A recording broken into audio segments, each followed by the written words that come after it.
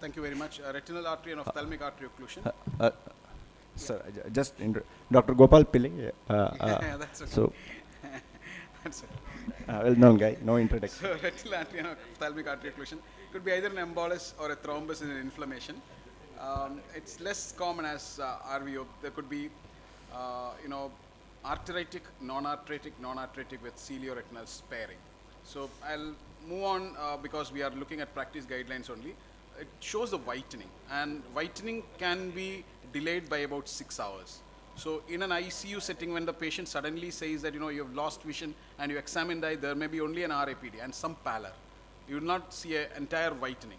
So cilioretinal vessel perfusion. So these are the different types and cilioretinal artery occlusion. Now, how to proceed? History, we should find the duration of symptoms. Our ischemic time to the retina is about 90 minutes. So history of amaurosis fugax can be there. History typical of GCA, there will be pain and headache and all those things. And presenting visual acuity is very important. So in an ophthalmic artery occlusion, generally patients present with very, very poor visual acuity, whereas in an retinal artery occlusion, it depends upon the location and all those things. And pupillary light reflex will give us a good idea, even in the undilated view, how it is. And then probably we have to document with the fundus photography. A fluorescent angiography is not a very important indication when the patient immediately comes in, but later on we will see how much perfused they are, delay in arm retinal circulation time, etc., etc. And then if it is a pure embolic occlusion in a 65-year-old patient who have cardiac history or stroke or something like that, then it is a giveaway. But in a younger patient, probably we have to investigate further regarding or if there is a evidence of thrombosis occurring in inflammation, vasculitis, arteritis somewhere, then we should be doing a vasculitis workup, including echo as well as carotid Doppler. But in a patient who is 65, atherosclerotic history, cardiac history, CVA, something like that, then it is about probably these patients may be on echosprin aspal, and so maybe the physician may have to add him on further anticoagulants, etc. Characteristic clinical findings, we would all know that there would be pallor and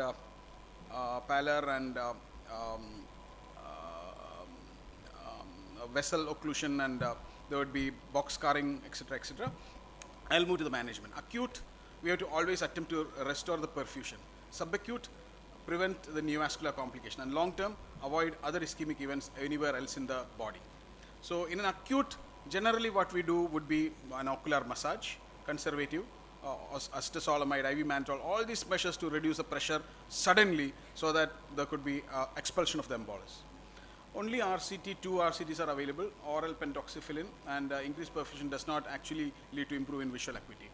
Then thrombolysis, either intravenous thrombolysis or intra-arterial thrombolysis is the other thing, and surgically paracentesis can be there. Current evidence is no consensus on window of opportunity, because most of the times these patients present to us quite late, after 3-4 hours or 6 hours or 8 hours.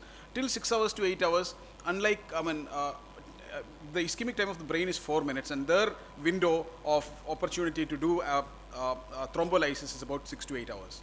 So since the ischemic time of the retina is 90 minutes, probably by an extension, we can at least look at within 1 or 2 days. If the patient comes, you can consider thrombolysis if he is a candidate for that.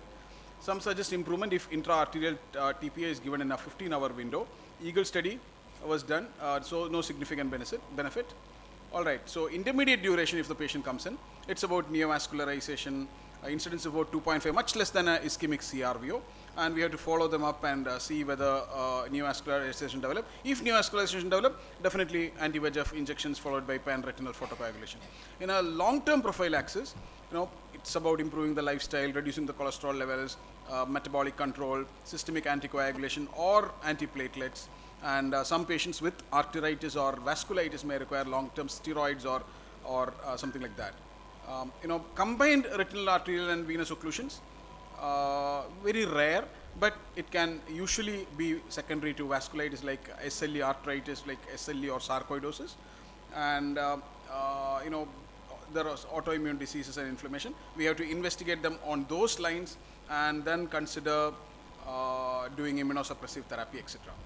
Combined, see APLA, ANA, complete vasculitis workup, and aggressive PRP should be done, because many of these patients may progress further. Unlike a typical central retinal artery occlusion or ophthalmic artery occlusion where it's a one-time thing, this will keep on progressing.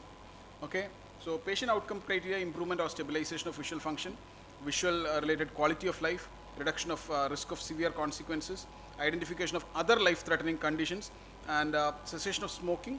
And if there is any chronic diseases, you have to identify and treat them. So the follow-up will require history, examination, symptoms, systemic conditions, etc. Always we have to refer to a cardiologist and neurologist to find out any other areas of problems, etc. So to conclude, we have to identify, we have to look for fundus clues to the etiology, investigate keeping in mind the age and also the setting in which it occurred, and the management depends on the type of presentation.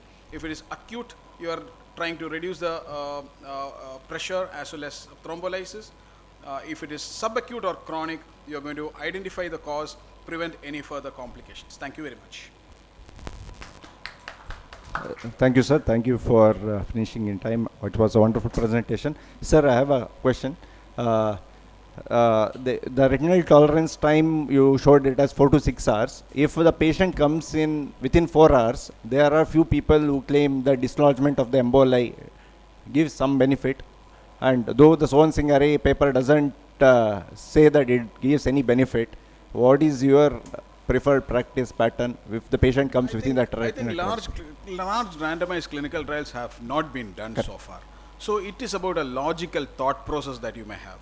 So that is what I thought. The ischemic time of the brain is 4 minutes, and that of the retina is found to be 90 minutes.